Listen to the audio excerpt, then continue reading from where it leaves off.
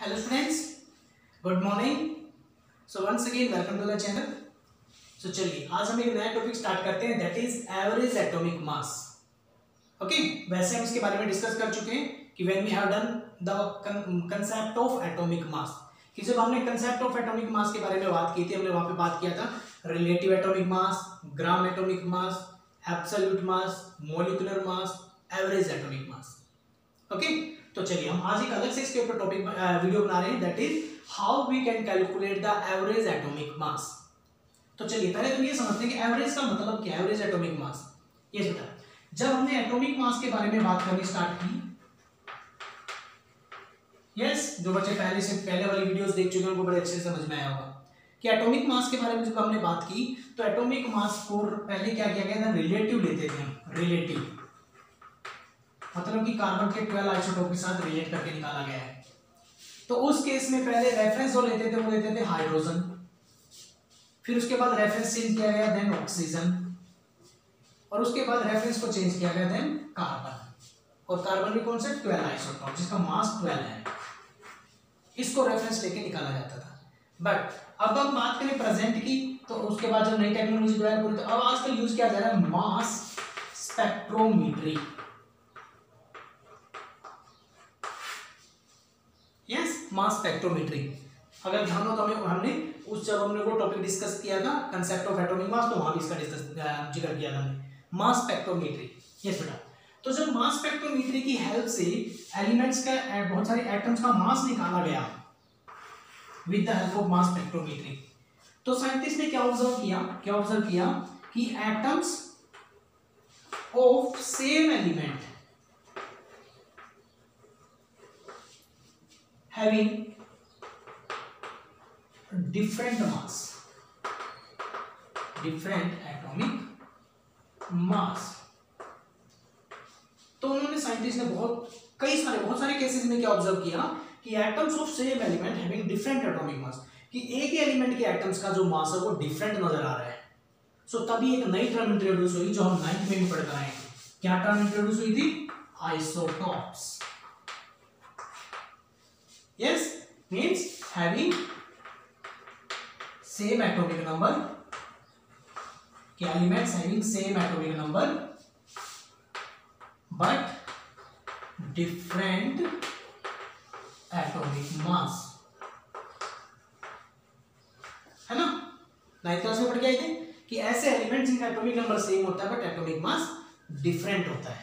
और ऐसे बहुत सारे एग्जांपल्स हम लोग पढ़ चुके हैं, just like hydrogen H1 H1 H1 2 H1 3 कि एटॉमिक नंबर तीनों का सेम है बट मास चेंज हो रहा है. देखो जिसके नाम भी रखे गए हैं, प्रोटियम, ड्यूटेरियम और tritium.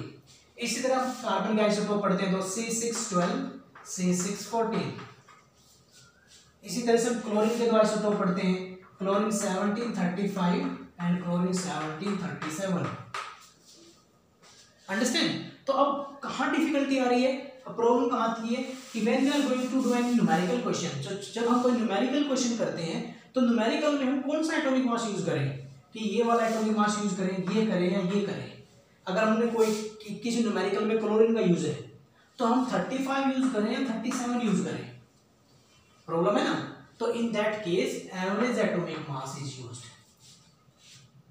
So what we can say कि in case of isotopes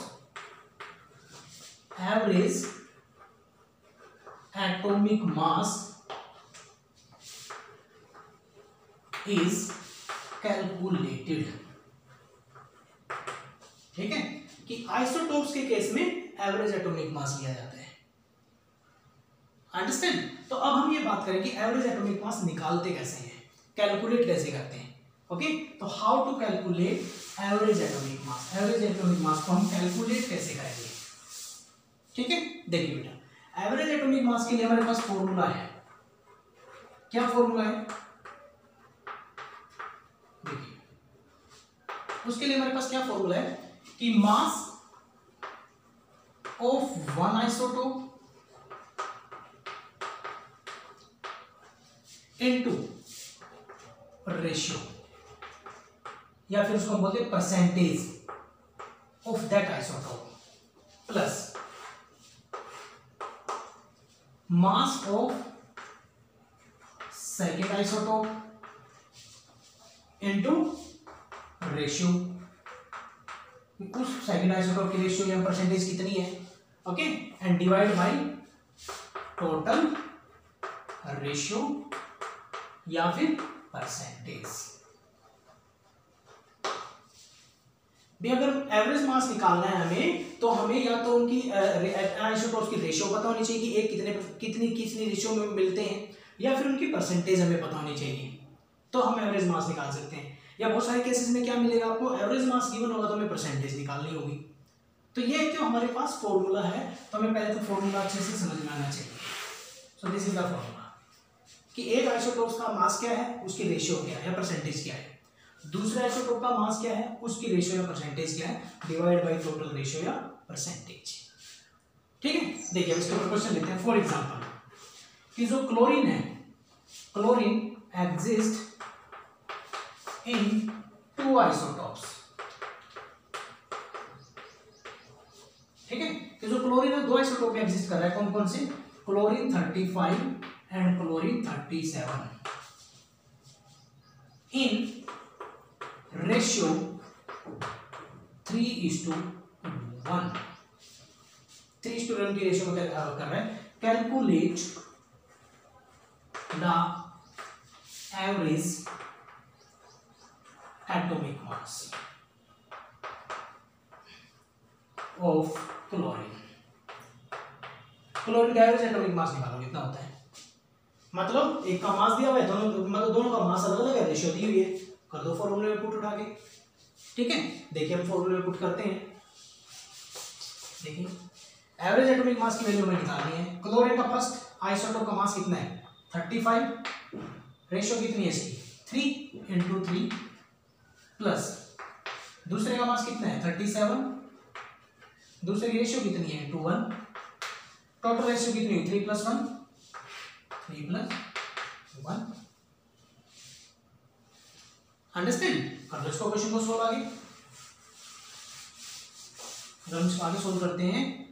15 3 10 1 plus 37 divide by 4, तो ये आ गया हमारे पास 142 डिवाइड बाई 4। तो आंसर आया हमारे पास 7 3 12 2 4 5 20 average atomic mass. So this is the average atomic mass of chlorine. That means average atomic मास निकालने के लिए हमें दोनों एलिमेंट्स की रेशियो पता होनी चाहिए और दोनों का मास पता होना चाहिए। एक तो था ये क्वेश्चन ऐसा। चलिए इसके ऊपर एक क्वेश्चन और लेते हैं हम कि अगर हमें एवरेज मास गिवन हो और हमें परसेंटेज निकालनी हो तो कैसे निकालेंगे। देखिए चलिए क्वेश्चन लेते हैं numerically. The average mass of copper is 63.5 U. Okay, it exists in two isotopes। दो आइसोटोप में एग्जिस्ट कर रहा है ये, Cu2963 and Cu2965। okay, calculate the percentage of each, calculate the percentage of each isotope। देखिए अब हमें इस क्वेश्चन में क्या है, इसमें हमें एवरेज मास दे दिया, मास दोनों आइसोटोप का मास अलग अलग बता दिया, परसेंटेज निकालनी है। परसेंटेज किस में से होती है, टोटल 100 में से, तो हम लेट कर लेते हैं, लेट टोटल मास 100 और मान लेते हैं कि let percentage of first isotope is x। तो सेकंड की कितनी हुई हमारे पास 100 - x है ना, परसेंटेज आ गई। अब मास दोनों का ही पता है, फॉर्मूले में पुट कर दो। तो फॉर्मूला क्या था हमारे पास, एवरेज एटॉमिक मास, क्या फॉर्मूला था बेटा, मास ऑफ फर्स्ट आइसोटोप कितना है 63 into its percentage x plus mass of second isotope 65 into its percentage 100 minus x और डिवाइड बाई टोटल परसेंटेज, है ना। और इस क्वेश्चन में एवरेज मास गिवन है, एवरेज मास कितना दिया हुआ था 63.5, तो यहाँ पे 63.5 वैल्यू पुट कर दो, यहाँ पे 63.5 पुट कर देता हूँ, है ना। मल्टीप्लाई करो 100 इधर ले आते हैं तो 6350 इंटू 63x प्लस मल्टीप्लाई कर लो अंदर 6500, ये माइनस का हो जाएगा माइनस 65x। इस 6500 को इधर ले आओ और वो उधर माइनस का, तो मैं इधर चेंज कर देता हूँ 6350 माइनस, इसको इधर ले आता हूँ 6500, ये माइनस का ये प्लस का है, देखिए, है ना। तो उधर कितना बचा माइनस का 2x। अब इसको सोल्व कर लो, कितना बचा 1 माइनस का 150 माइनस 2x, माइनस से माइनस प्लस, तो 2x में से हम x की 2x is equal to 150, position change कर देता हूँ और x is equal to 150 by 2 75। तो इसका मतलब एक आइसोटोप की परसेंटेज जो है हमारी वो 75% है और दूसरे वाले आइसोटोप की कितनी बच गई 25%। Yes sir. So in this way we can calculate the percentage.